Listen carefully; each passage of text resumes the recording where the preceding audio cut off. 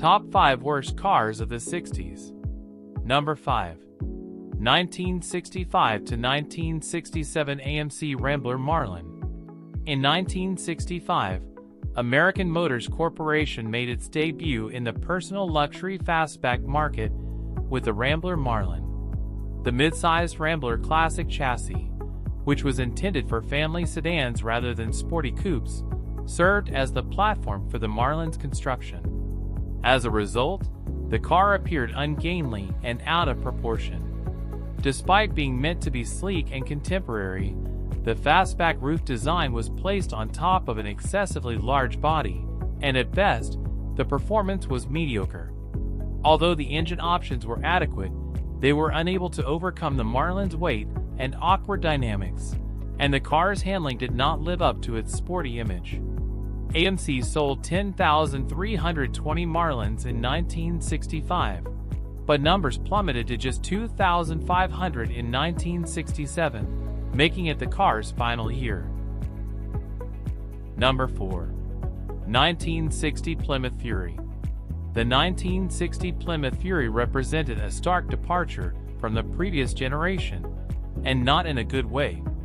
Chrysler's designers created a car that prioritized radical styling over practical considerations, resulting in a vehicle that frustrated owners daily. The Fury featured dramatic overhangs that extended from the front, around the sides, and to the rear of the vehicle. While these were intended to look futuristic and stylish, they created significant visibility problems, and judging the car's extremities while parking became a challenge. Plymouth's designers also incorporated a severely sloped roofline to achieve a sleek profile. Unless you owned a convertible model, this styling choice drastically reduced rear seat headroom, making the back of the car uncomfortable for adult passengers. Number 3. 1960 Ford Falcon. The Ford Falcon was actually a sales success, selling over 435,000 units in its first year. But success in the showroom doesn't always mean success on the road, and the 1960 Falcon had significant flaws. The steering required 4.6 turns from lock to lock, making it slow and ponderous. The ride was stiff, and the car shook badly on rough surfaces. The interior materials were cheap and utilitarian, even by 1960s economy car standards. This compact measured 181 inches long with a 109.5-inch wheelbase, and weighed approximately 2,380 pounds. Under the hood sat a 144 cubic inch inline six-cylinder engine, producing just 90 horsepower and 138 pound-feet of torque. The gap between second and third gear in the 3-speed manual transmission was so wide that passing at 50 miles per hour became a frustrating, if not a dangerous exercise. In second gear, the engine was out of breath, and in third gear at that speed, it had no torque whatsoever. Number 2. 1960 to 1963 Chevrolet Corvair. The Chevrolet Corvair was GM's ambitious attempt to create an American rear-engine economy car that could compete with the Volkswagen Beetle. What resulted was a car that became synonymous with automotive controversy. The Corvair measured approximately 180 inches long with a 108-inch wheelbase.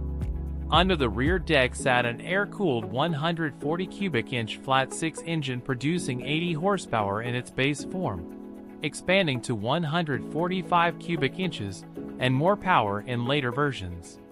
The heating system, which used a gasoline burner in early models, could consume up to a quart of fuel per hour and posed a fire risk. Its notorious handling problems were compounded by the requirement for different tire pressures, 15 pounds per square inch in front and 26 psi in the rear, which was completely foreign to North American drivers accustomed to equal pressures all around. And the number 1 worst car of the 60s is the 1961 to 1968 Amphicar, a car that represents the ultimate failure of ambitious overreach. A vehicle so compromised in its concept that it excelled at nothing. The Amphicar Model 770 promised to revolutionize transportation by combining a car and a boat into one vehicle. In reality, it was neither a good car nor a good boat. It achieved 7 knots in water and 70 miles per hour on land, leading to its cheeky marketing claim of being the fastest car on water and the fastest boat on land. But here's the critical flaw that earns it the top spot on this list. The Amphicar wasn't particularly watertight. Its flotation depended entirely on whether the bilge pump could keep up with water leakage. If the pump failed or couldn't keep pace, the Amphicar would sink. Time magazine called it a vehicle that promised to revolutionize drowning. Have you owned any of the cars on this list? Let us know your experiences in the comments section.